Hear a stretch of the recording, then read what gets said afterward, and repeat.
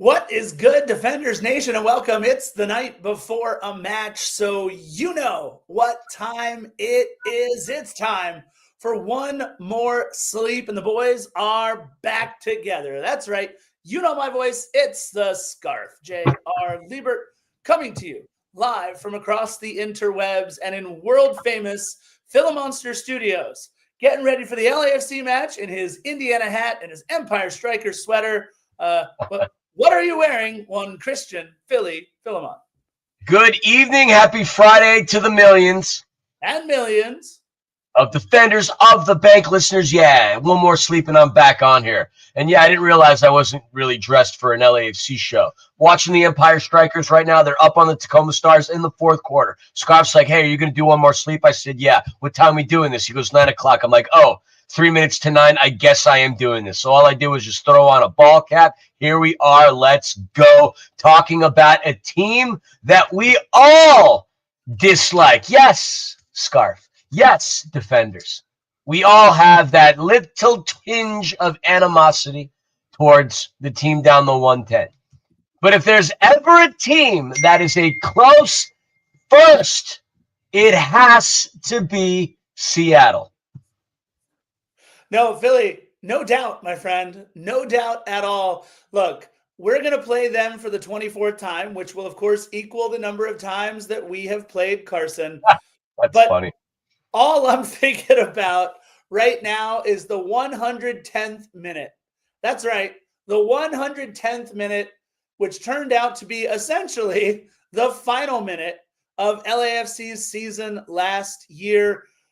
What I thought should have been the end of the Olivier Giroud experiment, as well as the end of our season last year. Olivier is there. And of course, so is Cengiz Under. That's right. Making the flight to Seattle. Let's talk real quick, Philly, about Cengiz Under. Any chance at all in your mind, chance at all that he puts on some boots? No, Steve said it in the press conference today when Josh Gross asked him. Yeah. There is no Under that's going to be playing. But from what he said, he got in training, everything looked good. He said he's not too far off from playing. But he said it today. He's not gonna be playing. He's part of the team. He just showed up. I think you need another training session or two under his belt before he goes out there and plays. But no, we shouldn't be. There shouldn't be any Under sightings. But we know how Steve likes to, be a little tongue-in-cheek with members of the media, except for you and I, Scarf. He likes you and I. Yeah. By the way, something that Texas Soccer Net is talking about here, real quick. This has nothing to do with what we're talking about, but Ventura County FC, which of course used to be Los Gros Galaxy 2, they signed both Tommy Musto and Luis Muller, and according to Texas Soccer Net. Tommy Musto with the assist to Luis Muller with the goal. It's going to be an interesting rivalry this year between LAFC 2 and what used to be Los Gros. Hang on one second. All right. How's that? Oh, look at that. That's better. All right. There we go. Oh, my gosh. What in the heck? All right, cool. That's producer Panda. She's in the background, producing as always. She is the great and powerful Oz, or in my case, the great and powerful Panda, my beautiful wife, one half of the Angel City Chicks podcast, the sideline correspondent for the Major Arena Soccer League's Empire Strikers. Producer Panda, how we doing? I mean, I'm good. You sounded really funny on this. I was like, what's going on? Are you like hollering down a hallway? But either way. Letting you guys know. Hi, guys. Yep. Ruben Rios has a Panda Productions Limited Liability Corporation. Of course, we're all about the limited liability. We don't want to be vulnerable when it comes to our finances. But thank you for letting me know that I sound funny. I just thought it was a take on the fact that I was nasally and sneezy. No, well, look, Chris Lafferty's in the chat, and he's upset. He says audio issues are his thing. So back off, Philly. Love you too, Caitlin. Bye. Panda, you're the best. Oh, that's funny. Good boy Philly coming in. Yeah, to a certain extent. All right. So, look, let's get back on it. Philly, LAFC may not be traveling or may not be playing a best 11 up there in Seattle as we focus on our match against Columbus. But what is undeniable is that for the last, by my math anyway, 408 minutes in all competitions. LAFC has not conceded a goal. And of course, they haven't conceded at all in the run of play through our first 5 matches.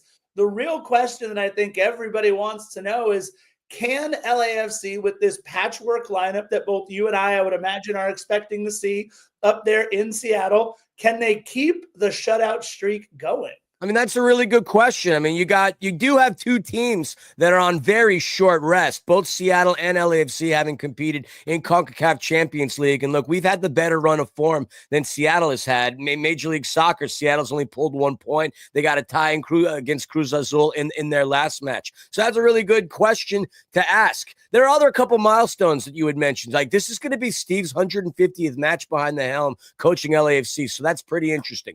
We're already 370 minutes in all competitions, having not allowed a goal from open play in any of the 5 games that we've competed in. And this kind of harkens back to what Hugo Lloris had in 2024 with 5 straight clean sheets. But these are 2 teams that are going to be tired early on in the season. I mean, I do have a lot of thoughts in terms of clean sheets and all that other jazz, but I think we should probably wait for our score predictions. But I will say, all the wins that we had against Seattle, the number of times we beat them, obviously we beat them in the Open Cup, I still have that bitter taste in my mouth from that 2-1 loss. They snapped a 10-game unbeaten streak against us, but let me pose that question to the chat. Would you have preferred we lost to Seattle in the Open Cup final and beat them en route to potentially the Western Conference showdown against LA Galaxy, or would you have preferred to just take the U.S. Open Cup if you had to pick? That's a question I'm going to leave y'all. If you want to answer it, we'll put it on the screen. If not, we'll move along in our merry G-damn way. But I'm still really pissed off about that loss, man. Like, Seattle is just this team that just does it to us. They did it in 2019, ended what was a miraculous run. You know, we've had our ways with them in the beginning of our club's history, beating them that first game in Seattle at the then called Clink, Diego Rossi's 11th minute goal. You kind of forget about them for a while. And then we go on this nice streak against them for a while. And then they beat us in a game that really matters. Upset, no question along the lines. I'm sure we would have beaten the Galaxy had we had the opportunity. I'm still bitterly pissed at losing to Seattle. Yeah, look, we didn't lose in 10 straight. You said it. So this was a club that we had gotten, dare I say, complacent maybe a little bit playing against them. But look, it was the run of form that LAFC had. I think everybody knew as soon as we faced a decent team with the offense that had died at the hands of Olivier Giroud playing in the middle rather than playing fast and furious the way we had with Matty Bogusz and Kiki Oliveira and Denis Bouanga and everybody else that made that lineup click during, by the way, Hugo Lloris's 644-minute streak in all competitions and 549-minute streak in MLS competitions last season, where we again did not allow a goal. I think that LAFC and Steve Cherundolo have learned from their mistakes. Philly, Olivier Giroud, you and I all played the same number of minutes last match. And I think that's really important to note that I think Steve Cherundolo was saving Olivier Giroud for this match so he could actually play against Seattle on turf, as old as we all think he is, because when it comes to needing to salt away the important match against Columbus in just a couple of days, I don't think we're going to see much of Olivier Giroud. So it's really interesting to see that potentially, Steve Cherundolo has stopped trying to jam that square peg into the round hole, and maybe finally, Philly, he sees the light at the end of the Giroud tunnel. Maybe. We'll see. Obviously, turf is a thing that the older players that we've brought on from overseas never compete on. But you mentioned Steve. We mentioned all the competitions. He still hasn't backed down on his distaste of having so many competitions in short periods of time. This time they're front-loading the schedule with all the competitions for CONCACAF Champions Cup. But look, I guess at the end of the day, you'd still rather be in the situation to have these contests rather than to not be. But yes, it is an awful lot to bear, to take. But it's not just us in this circumstance. I saw that in the chat earlier. Yeah, that's true. Seattle has had the case. I mean, look, they had their run against Antigua in the opening rounds, Cruz Azul, the 0-0. But they have not looked good in Major League Soccer play. And this is a team that added a couple of really good players from other teams. One of which is going to be my player to watch. But, it's always going to be a tough time. Seattle's not exactly a team that gives up a lot of dubs at home, and we haven't been successful historically on Seattle, like 2-3-3 on the road there. So it's not an easy place to play. But anyway, I digress. No, you're absolutely right. And look, 2-2 draw against Charlotte, where they gave up an own goal in the dying minutes of the match to drop points at home, and then that 2-0 loss to RSL. Those are their two Major League Soccer matches where they have as many goals scored for Seattle themselves as Seattle has scored for the opposition. Two apiece. Yeah. They just have not been able to get it going. Look, it kind of feels a little like last season early on, or 2 seasons ago with Denis Bouanga, where if it wasn't Denis, it wasn't happening. Jordan Morris scores 2 in the opening match. They're still looking to get the Jesus Ferreira train rolling. Albert Rusnak, who almost had 20 assists in all competitions last year, he's yet to really get it going. And they're missing a lot of punch from their back line. It just looks like guys like Nuhu and Yeimar, who we have seen for forever, might be losing a half a step. And in fact, the 2 players that scored the own goals for Seattle, that would be Nuhu and Yeimar. So something to think about as we head up to Seattle, that might not be that Seattle back line of old that we've been used to.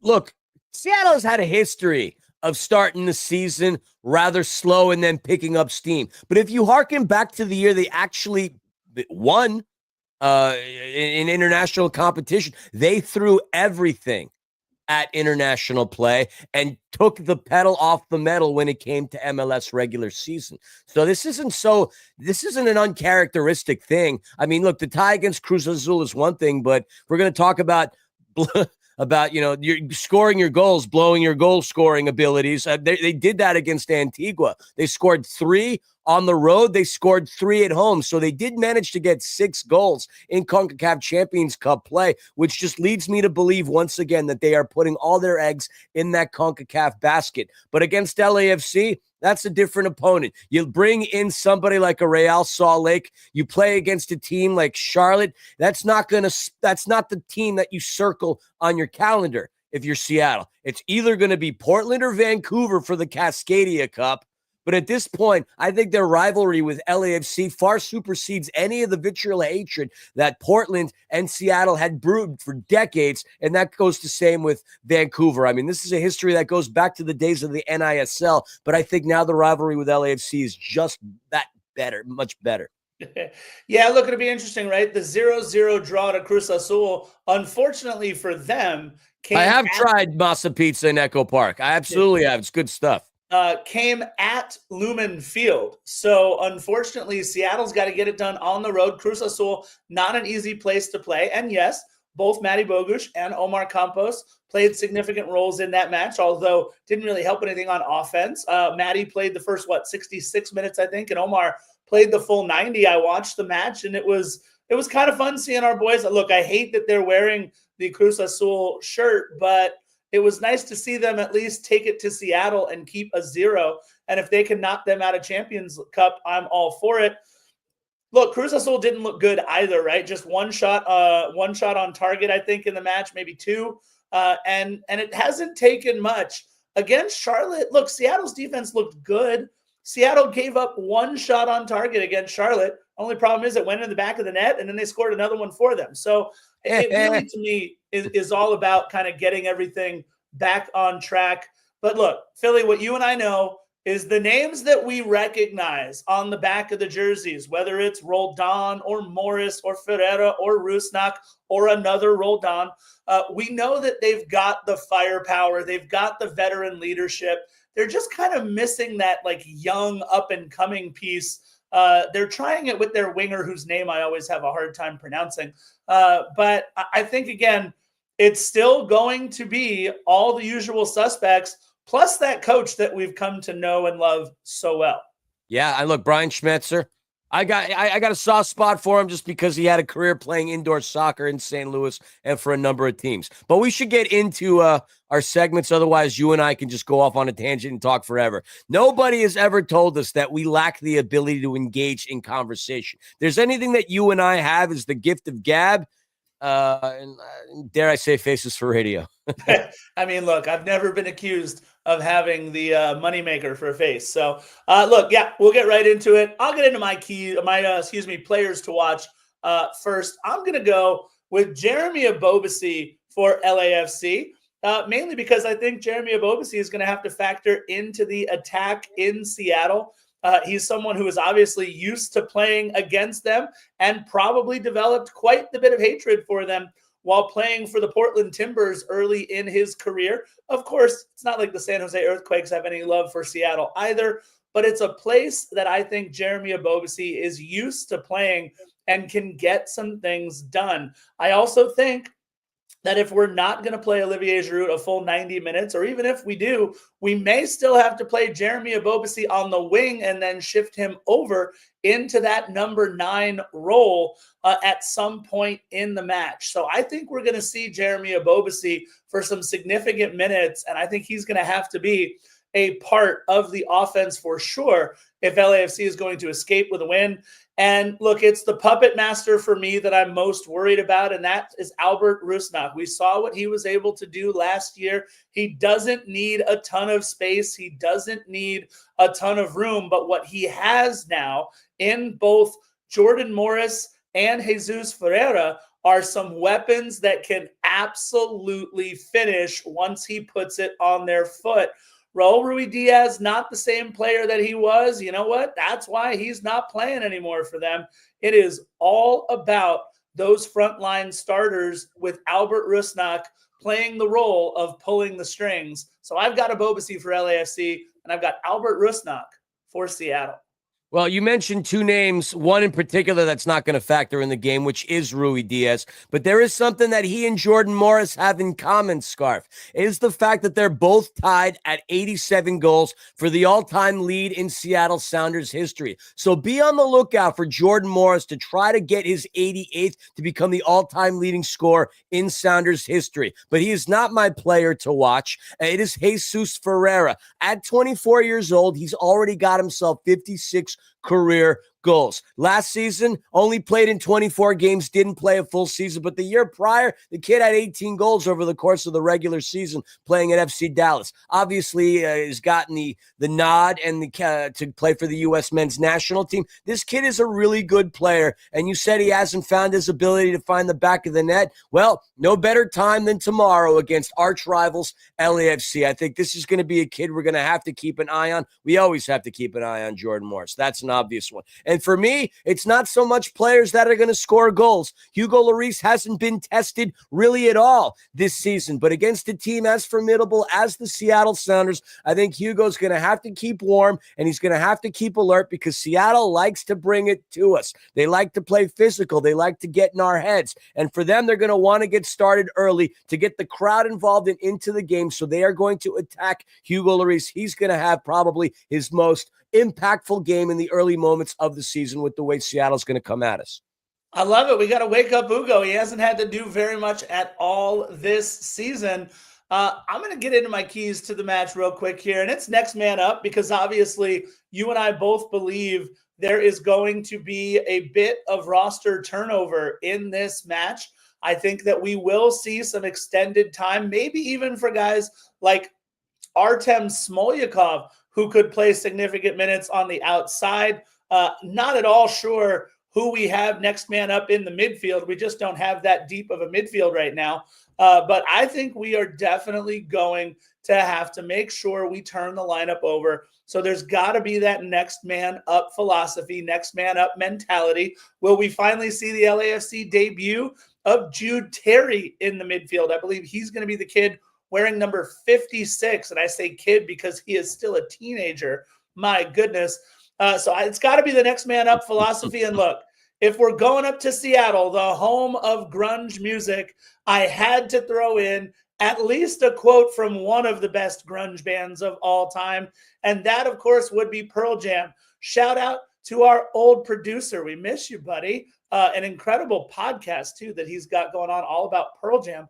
But either way, King Jeremy the Wicked. I've got him as my player to watch. So I think Jeremy is going to have to make sure that he has spoken in this match up in Seattle. I think Jason Carapizzi, our old buddy, would agree that if I'm throwing out a Pearl Jam quote there, that it's got to include Jeremy. Jeremy Ebobisse, I think, will feature quite a bit in this match, and it's next man up for LAFC. Surprised the quote that you didn't want to use on this one was, "Don't call me daughter." Oh, Pearl Jam. I'm still alive. But with the way I've been sneezing today, I barely feel alive. Defense is the name of the game. And I think, and I've said this on countless pods, defense is going to be what's going to propel us to getting points on the road and at home. Seattle, we don't have a great history with them on the road. As I mentioned earlier, 2, 3, and 3 is what it is. 13, 6, and 4 across all competitions, but barely lucky enough playing in the Pacific Northwest. Although, hey, we started our franchise's history, our club's history, that faithful 2018. What a game that was, which you were at, Scarf, by the way. I still have the recording on my DVR somewhere, or at least somewhere. But look, defense is going to be it to me. That's the only key to the game. And it's been the key to all of our games thus far. We said 5 games, clean sheets, 370 minutes across all competitions without conceding a goal, and we're going to need to continue to have that mark. Seattle not finding goals very easily in MLS regular season, really going on and doing it at CONCACAF Champions Cup. But again, the target on the back is LAFC. They feel that they can have their way with us after having especially beaten us to upset our season 2-1, as we alluded to earlier. It's going to be defense that's going to win this game. Not going to go into any kind of elaborate formations or going over the midfield or anything. I think we're going to absorb a lot of Seattle's pressure tomorrow. Well, listen, my only hope is that Seattle can't find a better man. Can't find a better man. I don't think they're gonna, because at the end of the day, AR has spoken. At the end of the day, I think the theme of the season so far has been 1-0 LAFC. So I am rolling with 1-0 LAFC. And of course, I've already told you, it's going to be King Jeremy the Wicked. Jesus, you're making him sound like he's a Viking about to go from the Scandinavian peninsula to siege the city of Dublin. I'll take it. Absolutely. Look, I don't care if it's the Viking version of Jeremy Ebobisse or if it's the Pacific Northwest Portland Timbers still hating Seattle version of Jeremy Ebobisse. What we do know is it's the black and gold version of Jeremy Ebobisse this year. And I really do think that it is going to be 1-0 Oh, come on, LAFC. kid, it's not that bad. Give me a break. Although I always jokingly say if I was the lead singer of a rock band, we would be called the Tone Deafs. But I wasn't a rock band. Luckily, I wrote and just played guitar, though, so you're not too wrong. Look, I love, by the way, in the chat, and this is going to be like this all season. God forbid when he finally scores a goal, what it's going to be like. All the plays on the word under right now with the umlauts. It is so nice to have a player with umlauts on the roster still. Of course, last year, he's been in the chat today. Luis Muller was there, but now we've got Cengiz Under. It's going to be a lot of fun. I've got 1-0 LAFC. Let's see who Philly or what Philly has for his score prediction. LAFC, you've learned how to crop photos and put them on. Look at you. You know, maybe I need to go disappear and do broadcasts and podcasts with other people, because all of a sudden Scarf has gotten pretty darn handy with putting stuff up on the interwebs. Look, the cliche saying goes, history repeats itself. And here's a fun fact for y'all. LAFC has never started an MLS regular season with 3 straight wins. Even 2019, even 2023, we went 2-0-1. And I'm going to say history repeats itself. Unless then he obviously gets going. So far, he is the bulk of our offense. But when I said this is going to be a team that's going to grind out results, 1-goal wins and a lot of ties, this is going to be one of those ties. Going up to Lumen, the former grounds of the Clink, on a what could potentially, actually I haven't even bothered checking the weather, but either way, it's going to be cold, colder than it is here. I do not think LAFC is going to score in this game, but on the same token, I do think that they're going to maintain their clean sheet and walk away with the point, which, as Vince LaRosa once said when we were all hosting 110 Football, may that show rest in peace and perhaps come back at some point. The way to go out there and make a run far into the postseason and be successful is to win at home and collect points on the road. So for me, for a team that's only won twice historically in Seattle, a 0-0 draw, I consider a win. Stop me if you've heard this before about Seattle. 56 with a small chance of rain during game time. Yeah, there it is. Hey, there's Pablo. Look, I mean, I know I put on a little weight, but you can't call me fully. Hey, you know what? It would be better if it was the U with the umlaut over it at that point. I would like that a little bit more. Did you ever know why Motley Crue put an umlaut above their name by the way? Why did Motley Crue put an umlaut over Because when they were all wasted trying to come up for names for the band, I think it was Vince Neil. It was either Vince or Nikki. They were all drinking Löwenbräu. And they're like, wouldn't it look cool with umlauts? So they really took the umlauts from Löwenbräu beer. Löwenbräu beer, some of München's finest lager and Pilsner. Anyway. Motley Crue, one of the most polarizing 80s metal hair bands. And speaking of which, we talked about grunge. You know how I like to put on the puppets and stuff. There's my Kurt Cobain Funko Pop. And then we mentioned Motley Crue. I got them all, baby. I know that's not a Seattle band. I get it. But still, I like to show out the props when I can. Lord knows I have a pretty decent budget for Funko Pop dolls. Look at that scarf. Isn't that fun? All 4 members. Somewhere around there. Unfortunately, there's no more Mick Mars. They got that dude John 6 now. Anyways, I've wasted enough time on Funko Pops. We got a quick update there from Pablo. So yep, I saw. I've been keeping very close. To win in Tacoma on the road is a big deal. And oh my God, speaking of which, that might be a good omen, defenders. You want to know why? Because there was a certain Seattle Sounder by the name of Roman Torres who was known for scoring a game-winning goal to help propel Seattle into an MLS Cup. He's a member of the Tacoma Stars. So if the team from Southern California beat the team from the Pacific Northwest, maybe that is a really good omen for why LAFC should beat the Sounders tomorrow. I'll ride on that paddy wagon. I like it. You've heard it here first. It could be a good omen for us. Look, I've got 1-0. Philly's got Rachel Dratch's Debbie Downer with the 0-0 scoreline. Being a downer, just trying to be realistic. It can't be a complete we've never been complete, foolish, and naive homers. I mean, yeah, maybe we have. But I'm going to try to be a little less that way right now. Every now and again, we get nothing's been the score du jour over the course of the early part of our season. So I think it's going to be fun. Look, either way, we got a ton of watch parties out there. If you guys got the chance to head to any of the supporters groups watch parties, please do yourself a favor. Check them out. We have incredible times at any of these supporters groups watch parties. So make sure you check them out. But I've got 1-0. Philly's got 0-0. Hit us up in the chat. Let us know on social media, however it is that you consume Defenders of the Bank. We so appreciate you. Let us know what you think the score is going to be. And we will be right back in just a couple of days, of course, for the match recap. Make sure you check us out on Sunday as we record episode 347. But until then, you guys know how we like to end each and every one of these episodes. Bye-bye. Bye-bye.